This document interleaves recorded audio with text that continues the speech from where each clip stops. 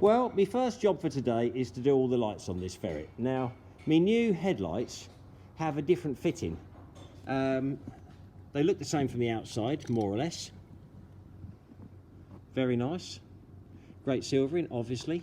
24-volt bulb, super bright. But they're on a 3-pin plug rather than the little rusty metal thing that the army use. So anyway, I've cut them out of an old Renault that we've run over. So that's all good. But what I was really bringing your attention to was, while removing these glass lenses, which I no longer use because I think they're rubbish, this one here was a little bit on the stiff side. Now, I was only thinking to myself, quite good condition these are. Maybe I'll sell these on eBay for those people who like the original rubbish ones. And as I did it, this piece here looked okay from where I was looking at, but in actual fact it had a sharp edge on it, and as I grabbed and twisted, guess what? I cut myself. And you know what? It's very rare that anyone ever sees my blood. I am hard to kill. I'm one of them people who watch a lot of Harry Hill, and I can see an accident coming. But I tell you what, I didn't see that one. So, get them on your Christmas list. Get yourself done up in a set of the plastic ones that are unbreakable. Rottweiler, Parrot, club hammer, sledgehammer, shotgun proof, drive a 432 over the top on concrete. I'll keep you informed. I'm struggling. I've been trying to get these rubies out, and I'm struggling on the last one, which has got a couple of sharp ones that are broken. I've already cut myself, and I've got a set of my special ones. Whoops! Oh, you will crush them. Oh dear! Oh, they are unbreakable. So, a good reason why you should get some of our ones, because you're never going to cut yourself, because you can't cut yourself. Mind you, there is a danger that you could swallow one whole and choke on it. And I'd like to warn people now, we take no responsibility of you or your dog swallowing one whole. Done, you flash bastard. He's only got his stab-proof gloves on and got some oil in there and managed to wriggle it out. But I ain't going to sell it. If I sell that, some poor bastard's going to cut themselves like I did.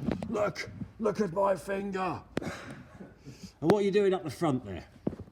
We found out there was no lights actually working on the Ferret. It came from Ireland, so what do you expect?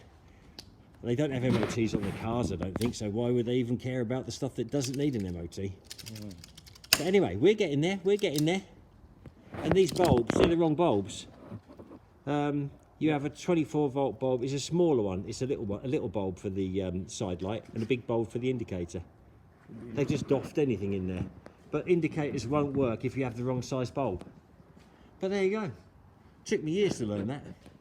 600 or 700 vehicles I put bulbs in the wrong, and in the end I caught on. Now, what are the boys doing? Let's walk out the back. Now, we had a starter motor. Well, we had a 432 going click, click, click. And there was lots of diagnosing going on. Diagnosing is definitely the biggest part of the job.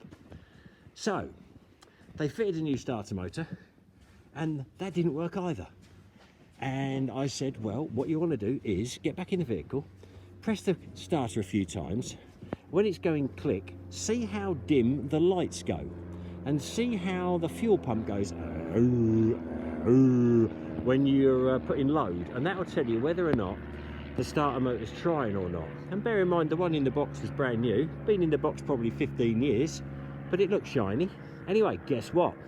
It was a tight engine. God knows why, because this old girl's been good. So what you do is you take that little panel off there, and you put a big pry bar in, and you just wiggle it over a couple of bits, and then you start it again. And you leave it running for a little while, and Bob's your auntie. She seems okay. But while the pack's out, it's a good time to check for oil leaks, because everybody knows these do leak rather a lot, in a lot of places. But anyway, it looks like this 432 will be back online for Saturday. I've got another 432 back online for Saturday because we have a little jolly going on. I don't think I should be here actually, but yes, I remember this one because someone had put steps on the front. We used to call it Fast and Furious before we painted over everything. Not a bad old bus actually, but I think I've got a new fleet coming, so maybe it'll be time to say out with the old and in with the new. Who knows? New season, new vehicles. Back to reality. Yes, we've got another Land Rover in and we're rubbing it down to spray it and it's doing me head in. This one had about 43 tiny little dents on the wing. Tiny little ones, like someone had been throwing marbles at it. What a pisser to try and fill all them and get them perfect. But anyway, we'll get there. How you doing? Shall we go and visit Nigel while he's having his dinner? Let's have a Nigel visit. He's got a very posh area of the workshop now. Are you having your dinner, Nigel? Now look at this, eh? Look, it's like his kitchen it is. Sometimes he gets mistaken. I find him chopping a chicken up on here. Look at this, look at it. Look, he's got his own little love hole. Look at it, isn't it great? Now, I think you should change those lights to different colours. I bet they do, don't they? You can change them to green or blue. Hey, look. Mince pies. Wow. When are you going to get a little love hole like this? Yours is getting bigger, I must admit. Another little bench comes, another bit of this, another bit of that. And I notice Adrian's getting much posher tools now. His tools are getting so posh he can't do the bloody job. They're too big and bulky and mechanical to get in the lights. Whereas when he used to do connectors up with his teeth, it always used to work. Have you bought me anything? I bought loads of them. Well, like this.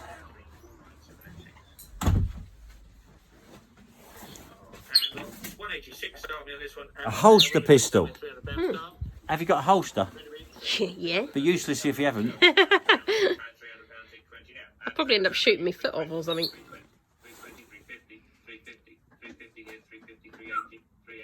Yeah, it occurs to me if we've got 400 guns, why don't we have 100 or so for sale, plus a load more, and ship them all around the world like other people do? And that'd be a good little job for you, boxing them up and shipping them out. Just another little extension to the business. Well, about time we did, really. We've always sold a few, but I mean, I know everything about guns. Well, I know which end you don't look down. And that's all you really need to know, isn't it? I remember that time you shot a hole through my kitchen window, though. Ah, we don't mention that, do we? Yes. A gun is always treated as it's loaded, right? Regardless, it's always treated as it's loaded, just in case it is loaded. That really kind of taught you a lesson, didn't it? Well, it taught my window a lesson, yeah. It taught me a lesson as well. It was over 200 quid. Basically, I had a special double-barreled air rifle that pumped up. Very, very custom made. Only 25 ever made. And you sweat your bollocks pumping the bastard up. And when you don't use it, it doesn't harm it to leave it loaded. So I left it loaded. And the next time, some weeks later, I was looking out the window at something through its telescopics and pulled the trigger. It blew a big hole through the window. And that's why I never point a gun at anyone. Never. We laugh now, but at the time... Yeah, but that's it. Basically, never point a gun at anyone. Oh, it's not loaded. Boom. Oh, I didn't think it was. Never point a gun. Right, well, I'm off to finish my Christmas shopping wrapping. Okay. All right. All right, my darling.